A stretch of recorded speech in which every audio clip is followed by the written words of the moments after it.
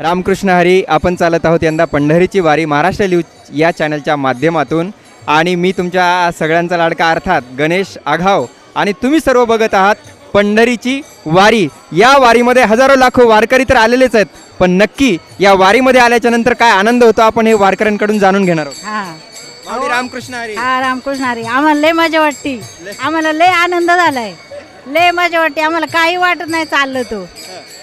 लय भारी वाटतं.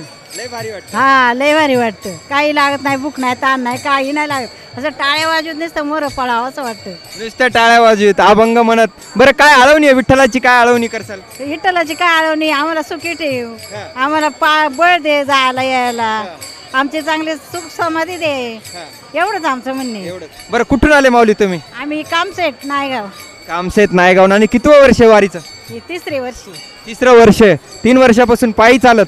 बरं कधी पाय दुखतात, कधी काय असं होतं, अडचणी येतात का? कधीतरी अडचण येतात, बाकी चालतो आम्ही. बरं का अडचण आल्यावर काय करता मग? काय नाही, बाम बिम चोळायचा थोडा, आपलं चांगलं बरं वाटतं.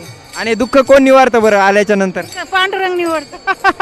हा जे सगळ्या भावना आहेत त्या वारकऱ्यांच्या आहेत, निरागस अशा भावना आहेत. आणि आपण सर्व चालत आहोत यंदा पंढरीची वारी. आपली वारी आपली परंपरा. रामकृष्ण हरी.